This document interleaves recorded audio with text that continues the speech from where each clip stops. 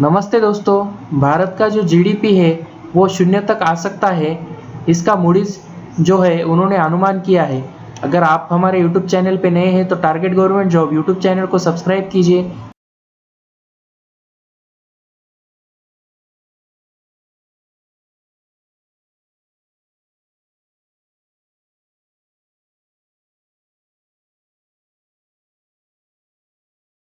बाजू में दिए हुए बेल आइकन को क्लिक करना मत भूलिए।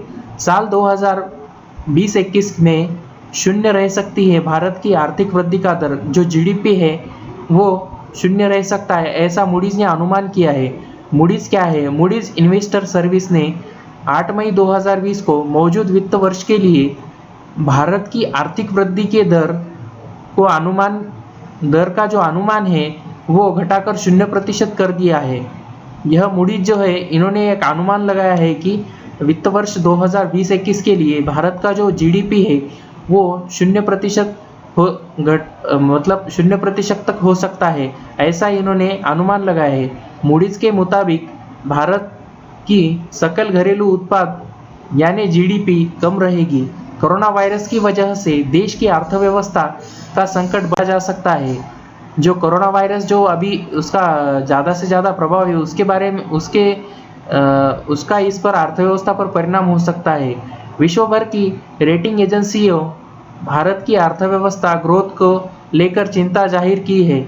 एजेंसी ने कहा है कि भारत की रेटिंग पर निगेटिव आउटलुक से जोखिम बढ़ रहे हैं और आर्थिक संस्थागत मुद्दों के लिहाज से जीडीपी की जो वृद्धि है वो पहले की तुलना में काफ़ी कम रहेगी। वित्त वर्ष 2021-22 में वृद्धि के दर 6.6% रहेंगे, ऐसा भी अनुमान लगाया गया है।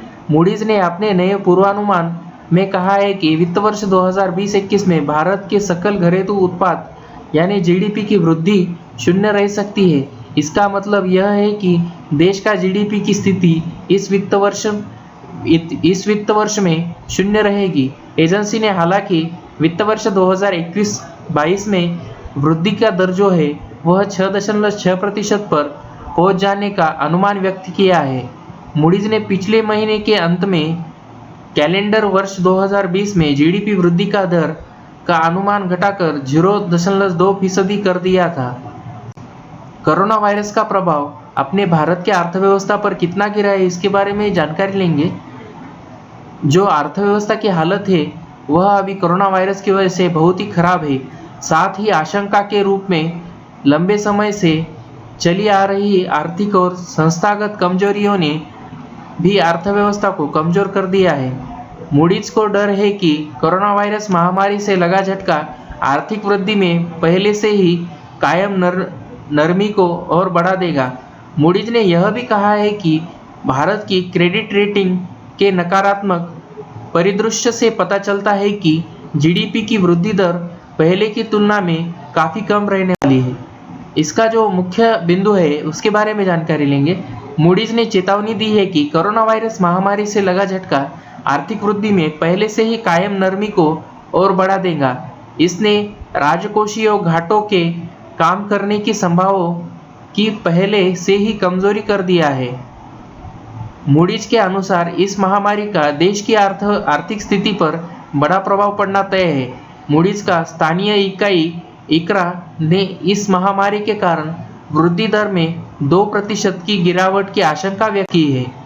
एजेंसी ने यह भी बताया है कि कहा है कि इन उपायों से भारत की आर्थिक नरमी के जो असर है वो अवधि को कम करने में सहायता मिल सकती है। एजेंसी ने कहा है कि कोरोना के संकट से चलते भारत की पूरी तरह से आर्थिक जो स्थिति है वो थम गई है और इस साल इसका असर दिखने को मिलेगा। राहत की पैकेज की घोषणा केंद्र सरकार की तरफ से केंद्र सरकार ने लॉकडाउन के बीच मार्च में 1.17 लाख करोड़ रुपए का राहत पैकेज की घोषणा की थी। अनुमान लगाया जा रहा है कि सरकार एक और राहत पैकेज की घोषणा कर सकती है। मूडीज ने इस बारे में कहा कि इन उपायों से भारत की आर्थिक नरमी के असर और अवधि को कम करने में सहायता मिल सकती है। हालांकि ग्रामीण परिवारों में लंबे समय तक वित्तीय बदलाई, रोजगार सृजन में नरमी, वित्तीय संस्थानों और गैर बैंकिंग वित्तीय संस्थानों में एनबीएफसी के समक्ष ऋण की संकट की स्थिति उत्पन्न हो सकती है।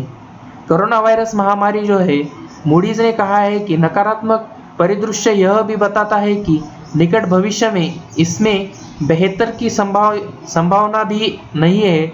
उसने कहा है कि कोरोना वायरस महामारी के कारण ऊंचे सरकारी ऋण, कमजोर सामाजिक व भौतिक बुनियादी ढांचा तथा नाजुक वित्तीय क्षेत्र को आगे और दबाव का सामना करना पड़ सकता है। ऐसे ही वीडियो देखने के लिए target government job YouTube channel को सब्सक्राइब कीजिए। बाजू में दिए हुए बेल आइकन को क्लिक करना मत भूलिए। वीडियो को लाइक, कमेंट, शेयर करें।